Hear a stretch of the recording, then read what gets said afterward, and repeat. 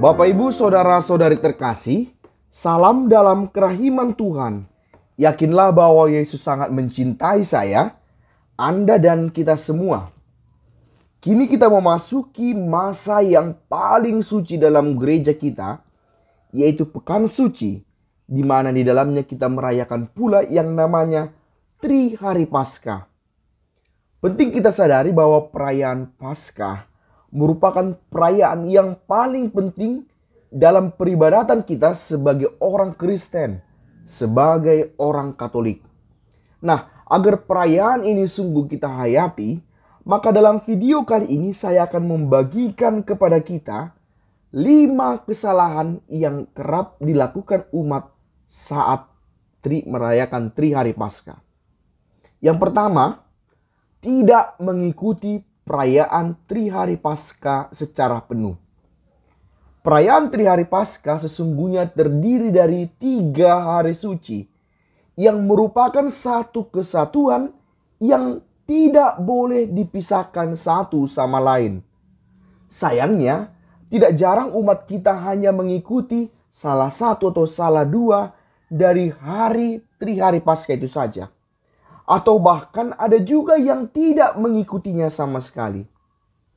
Dan tampaknya yang paling ramai untuk diikuti adalah hanya hari pertama dari Tri Hari Paskah, yaitu perayaan Jumat Agung, di mana kita mengenangkan sengsara Tuhan yang sering disebut juga sebagai Jumat Suci.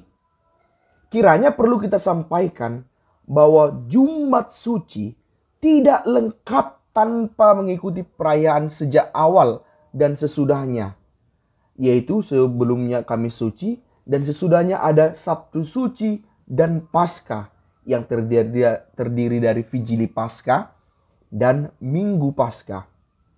Kalau kita hanya mengikuti perayaan Jumat Agung saja, boleh dikatakan kita hanya mengalami momen sengsara dan wafat Yesus dan tidak ikut dalam kebangkitannya. Sangat disayangkan.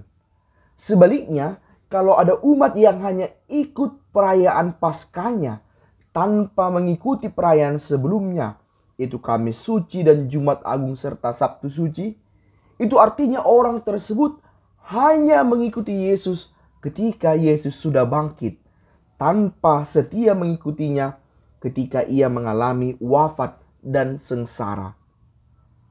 Maka agar misteri sengsara, wafat dan kebangkitan Yesus yang merupakan satu kesatuan ini sungguh kita alami, kita perlu mengikuti seluruh rangkaian dari Tri Hari Paskah.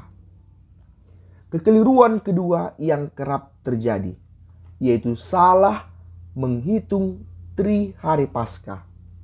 Satu kesalahan umat yang cukup sering terjadi adalah salah menghitung Tri Hari Paskah. Ada yang menghitung bahwa Tri Hari Paskah terdiri dari Kamis Suci sebagai hari pertama, Jumat Agung sebagai hari kedua, dan Sabtu Suci sebagai hari ketiga. Padahal tidaklah demikian. Yang benarnya adalah bahwa Kamis Suci, di mana kita merayakan misa sore mengenang perjamuan Tuhan, ini kita hitung sebagai pembuka dari perayaan Tri Hari Paskah. Barulah kemudian sesudahnya kita merayakan hari pertama dari Tri Hari Paskah, yaitu Jumat Agung, di mana kita mengenangkan sengsara Tuhan. Jumat Agung menjadi hari pertama. Hari kedua adalah Sabtu Suci, dan ini yang saya duga paling banyak keliru dimengerti. Sabtu Suci sering dimengerti orang disamakan begitu saja dengan perayaan malam Paskah. Padahal Sabtu Suci bukanlah malam Paskah. Sabtu Suci itu sesungguhnya adalah Sabtu pagi hingga nanti petang menjelang malam perayaan Vigili Paskah.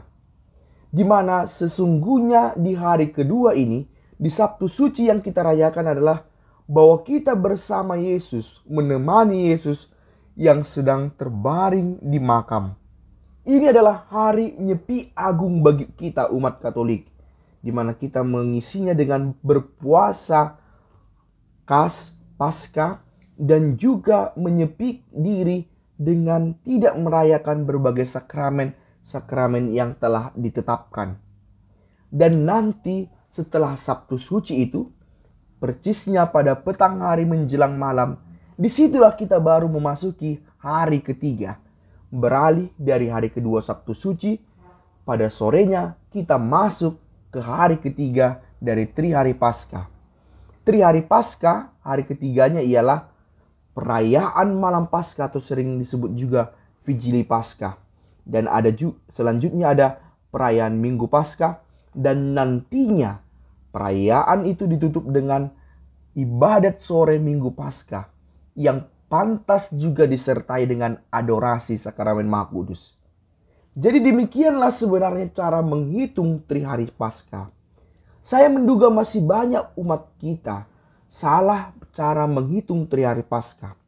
Contohnya saja, lihatlah pamflet atau flyer paroki-paroki yang bersebaran di media sosial tentang jadwal Trihari Paskah.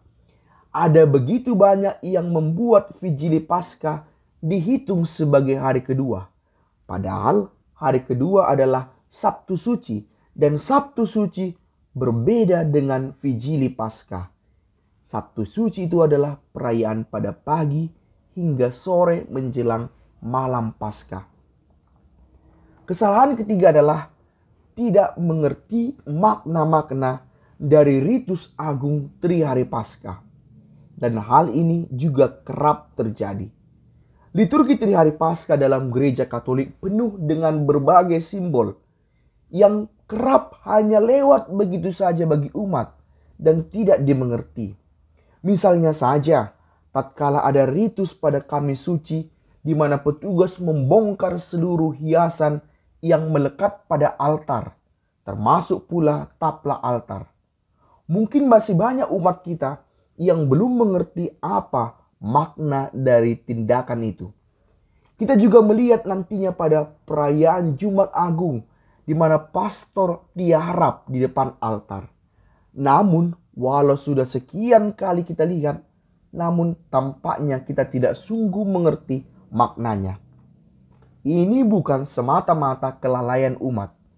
Para petugas, terutama para gembala, bertanggung jawab untuk mengajarkan makna-makna dari setiap ritus Trihari Paskah itu kepada umat. Dan hal ini ditegaskan dalam dokumen resmi gereja kita, perayaan Paskah dan persiapannya. Pada nomor 41 dituliskan demikian. Para gembala harus menerangkan kepada kaum beriman makna dan jalannya perayaan semendalam mungkin dan mengantar mereka untuk mengambil bagian secara aktif dan rohani. Karena memang Bapak Ibu Saudara-saudari terkasih, kalau tidak dimengerti, ya akan ada sebagian besar umat merasa sangat bosan untuk mengikuti perayaan Trihari Paskah. Atau bahkan ada sekian banyak yang enggan hadir dalam Trihari Paskah.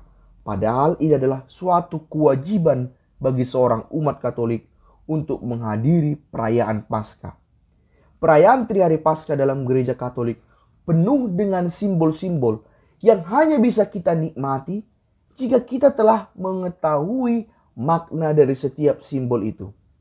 Oleh karena itu, kita umat pun sebenarnya diminta untuk giat mencari, mendengar katekese tentang perayaan Trihari Paskah. Sekarang ini ada sekian banyak pengajaran yang bermunculan di media sosial. Misalnya saja beberapa pastor atau frater kita membuat channel di YouTube atau postingan di Instagram tentang makna perayaan Trihari Paskah. Sayangnya ada kesan bahwa hal tersebut kurang menarik bagi sebagian umat kita dan tidak dapat disangkal kalau hal ini terus terjadi akan ada yang namanya kebosanan saat mengikuti perayaan Trihari Paskah atau bahkan tidak hadir sama sekali dalam perayaan itu. Kekeliruan keempat, ada umat yang lebih suka menghadiri tablo jalan salib dan sebaliknya cenderung tidak hadir saat perayaan Jumat Agung di sore harinya. Saya juga kerap menemukan bahwa ada umat tertentu lebih senang mengikuti kegiatan yang devosional dalam perayaan Trihari Paskah, dan sebaliknya justru tidak menghadiri perayaan wajib, yaitu perayaan liturgi yang posisinya lebih utama dan paling utama. Contohnya saja, ada sekian umat yang datang pada pagi hari di Jumat Agung ke gereja untuk mengikuti tablo peragaan jalan salib, dan sesudah mengikutinya merasa dia sudah menyelesaikan tugas untuk mengikuti perayaan Jumat Agung. Padahal tidak.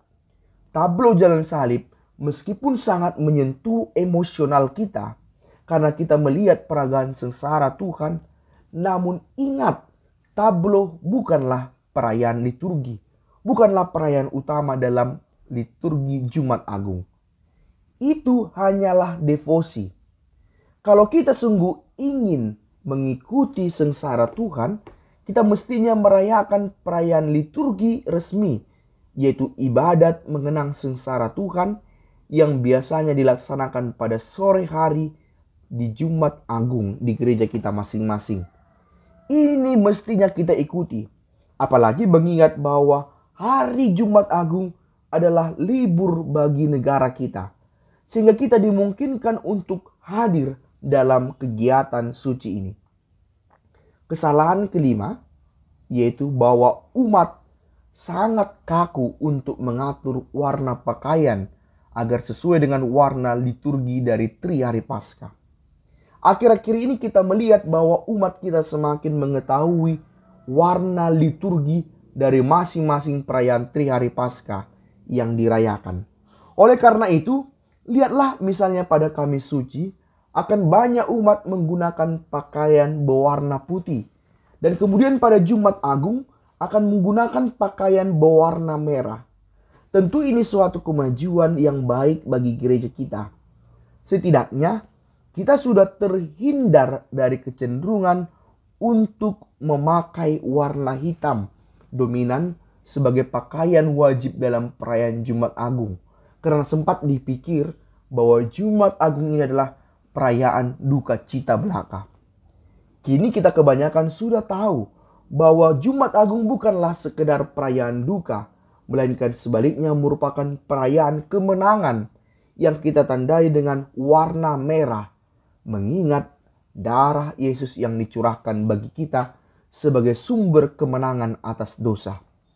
Namun meski demikian, patutlah kita mengoreksi jika terjadi bahwa umat merasa sangat wajib untuk mengenakan pakaian yang sesuai dengan warna liturgi. Atau jangan-jangan ada pula yang sampai mengurungkan niatnya pergi ke gereja karena tidak memiliki pakaian yang sesuai dengan warna liturgi. Jelas-jelas ini keliru.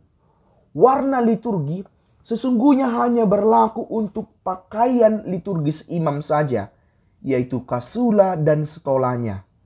Bahkan sebenarnya misdinar dan pelayan lainnya pun tidak diwajibkan untuk mengikuti warna liturgi. Oleh karena itu, tetaplah fleksibel dalam menentukan warna pakaian saat mengikuti Trihari Paskah. Tidak ada warna yang dilarang atau diwajibkan dipakai ketika mengikuti perayaan Trihari Paskah.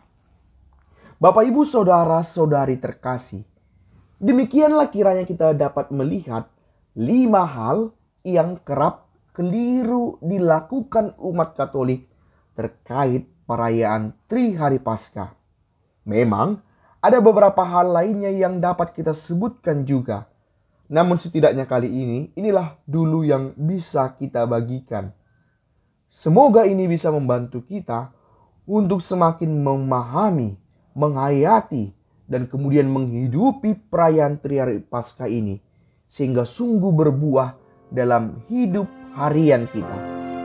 Yesus, Engkau andalanku, Pace Ebene.